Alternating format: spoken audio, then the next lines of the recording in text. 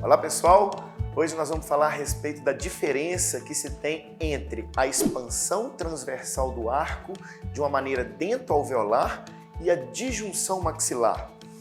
Muitos têm dúvida a respeito de, professor, eu indico um aparelho que faz a expansão dentária, por exemplo, como é uma consequência do uso do aparelho autoligado, na grande maioria dos casos, ou eu lanço mão de um disjuntor maxilar, os mais comuns, o IRAX, o RAS ou o McNamara?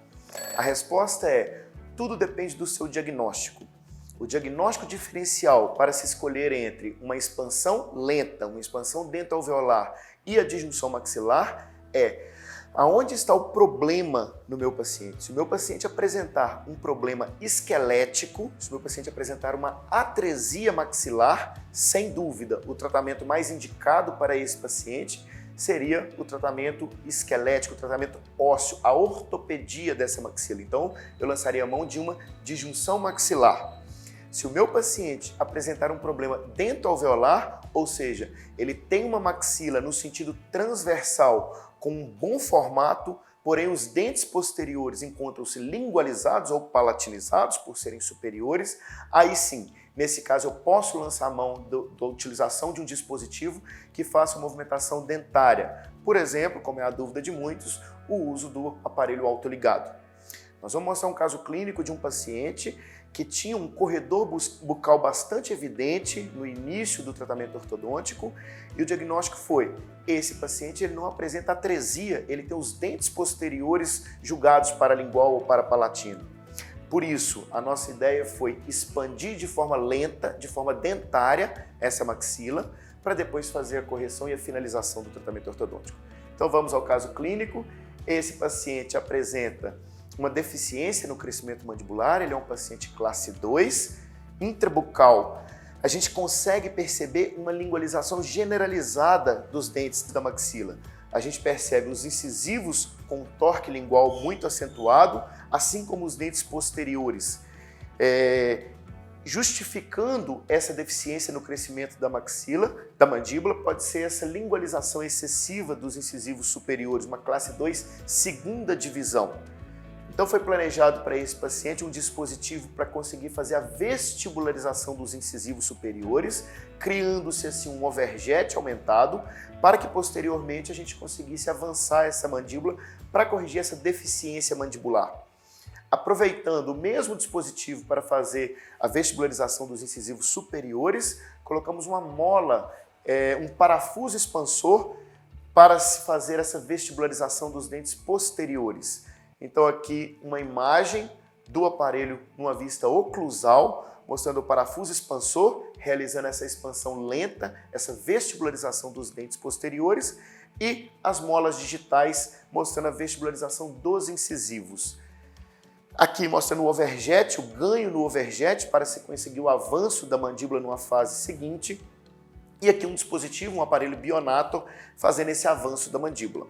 Então aqui demonstrando qual aparelho está sendo utilizado e aqui mostrando o uso do aparelho com essa correção, esse avanço da mandíbula. Como consequência, a gente tem essa desoclusão posterior. Nessa etapa inicia-se um desgaste no acrílico na região posterior e aí continuando com o uso do aparelho para se manter essa mandíbula numa posição mais anteriorizada. Mostrando como que vai buscando o contato dos dentes posteriores a partir do desgaste feito no acrílico e buscando esse engrenamento posterior, fazendo esse desgaste no próprio aparelho. A partir desse momento foi entrado com o aparelho fixo, montado o aparelho fixo no arco superior, numa sequência o aparelho fixo no arco inferior, evoluindo a mecânica, evoluindo o calibre dos fios, e aí nessa fase ele ainda tinha uma lingualização dos molares. Foi utilizado então para melhorar esse posicionamento lingual dos molares superiores, foram utilizados elásticos intermaxilares cruzados. Então, botões palatinos colados na face palatina dos molares superiores, com elástico cruzado até a vestibular dos molares inferiores. Esse elástico, muitos têm dúvida: Luiz, é um dente com outro dente, você utiliza o elástico 1/8? Não, sempre eu trabalho com força mais leve, procuro trabalhar com força mais leve.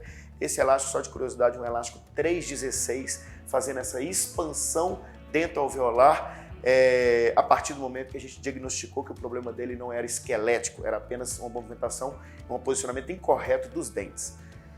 Evoluindo, preparando o paciente para uma etapa final, ainda fazendo uso dos elásticos cruzados, agora para dormir, tirando aos poucos esse elástico, esse uso, tirando de forma paulatina, e aí preparando o paciente chegando em classe 1 com o torque correto dos incisivos, com o melhor posicionamento dos dentes posteriores e agora sim o paciente finalizado.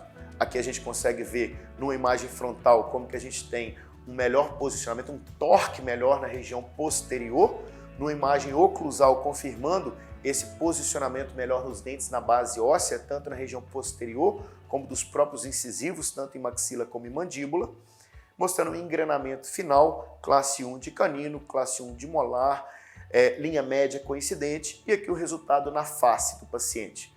Conseguimos perceber que houve uma melhora no posicionamento dessa mandíbula na face, num sorriso, um corredor bucal mais preenchido, não necessariamente pela disjunção da maxila, mas sim pela projeção, pela vestibularização dos dentes posteriores.